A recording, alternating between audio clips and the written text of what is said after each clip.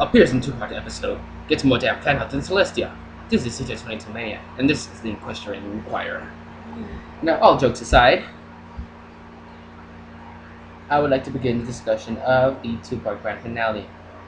This thing is all over the Brony community. This is possibly the best episode ever, or episodes, you know, confusion, but no matter. Alright, this episode 1 starts off like any episode 1 of the two-part episode of the show. It starts off with Twilight, or just the main six, or any of the main six in general, but it starts off normal. The episode starts off normal, then it goes on to a more narrow topic, and then it gets to the point where, you know, at the end of the episode, you know, shit is going to happen.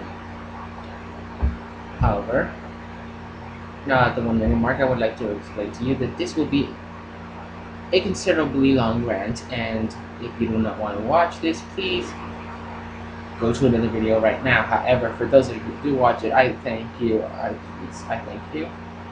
And as I stated in the previous video, I still have the original Derpy video in my files, and if that wants to enjoy the original Derp, I just simply request 15 likes within that last Derpy video and all the videos in between until now. However, enough self-promotion. I have the episode to discuss. It starts off with Twilight having a picnic with the other main six. Spike comes in, rolling in, giving her the wrong letter. Then Spike gives her the right letter, and then everything is made crystal clear. Now, second of all, the rumors were true. Twilight does have a brother, and this is a royal wedding, and there is another Alec clone. Yeah, all of us who thought that was wrong feel pretty stupid right now. However, let us continue on with the actual topic of discussion. Twilight gets a little upset that her brother does not tell her personally about the wedding, and she is also mad that she does not know the filly that is going to be marrying his brother. Upon arrival to Canterlot and meeting up with her brother, we do realize that her brother had a reason for everything that she had questioning him. Now, the episode would go on as it normally would. However, we noticed that Cadence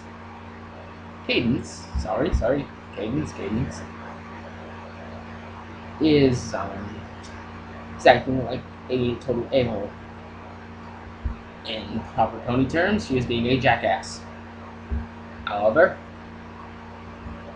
upon observing that, she believes that Cadence is actually evil, which will get into a giant plot twist later on in the story. After seeing that Cadence apparently put a spell on him, it put a spell on you. Enough of the jokes now. Apparently it was a spell, but it wasn't a spell. She was telling the truth, but in other ways it was still evil of her. But we realize after Twilight is incarcerated by the Cadence, aka Chrysalis, in a ring of fire. Now, this is the topic of discussion. Continuing on. Now, another thing we have here is that Cadence locks her up, and essentially that is the end of the episode. Moving on to episode 2.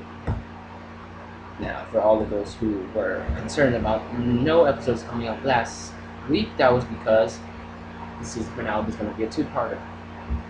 We did a lot better job with the season finale than we did last season's season finale. Not to say the last season finale wasn't good, it just wasn't, you know, the possibly most sought after episode ever. It's up to date in the Brony community. It is just several sinking sequels, and yeah, I didn't prepare for this, so I'm sorry, but if you are still listening to my rant, thank you. But yes. So, Ring of Fire, she gets incarcerated in the gem mines underneath Canterlot, which brings back some continuity from, I think, episode 12, Part 12 Eve, that the unicorns are pretty much obsessed with gems. However, moving on, the real Princess Cadence is trapped in that mine with her, so they have to go and save the day.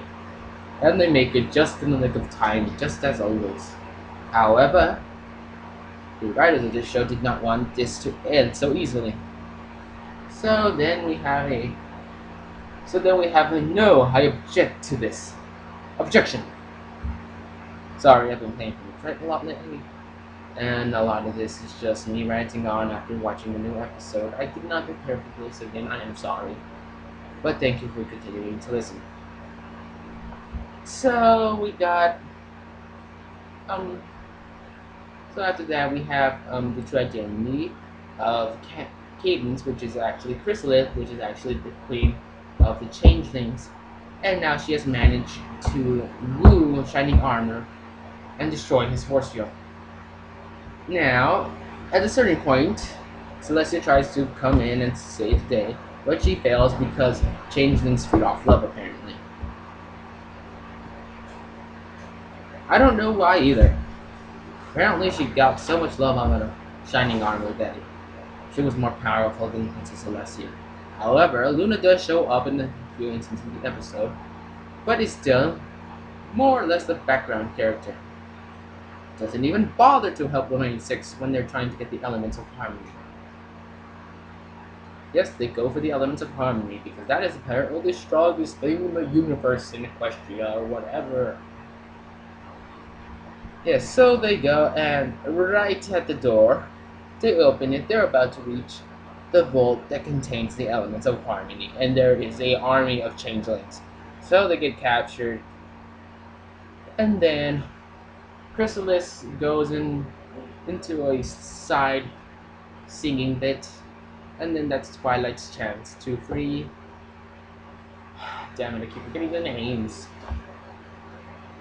Cadence, which then performs her love spell, which actually works and does not backfire on her. On Shining Armor, thus. Now, friendship is not the most powerful thing, it is love. But listen to this. It is not the friendship, it is not love, it is both not the same thing in general. A love for a friend, a love for a girlfriend, a love for your parents. Friendship is powerful, I do agree. However, us as humanity, we see that we need some form of love, whether it be from family or friends or girlfriends or wives or whatever. Which brings about a very important lesson, which is not need gut instinct. Gut instinct is something we are told that we should trust all the time. But love is one of the most powerful things. And sometimes we forget, and this show sometimes reminds us of the things that are more important in life. Which is why one of the main reasons this show has done so well upon the non-intended demographic. Not because of the animation, not because of the writing, because it reminds us of what truly matters. Now I know some of you will disagree with me, but remember that us as humans require love and some form of friendship. Regardless of whoever you are, that is required us as humans to have. This is Caesar's Maniac, aka Flying Star, signing off for this video.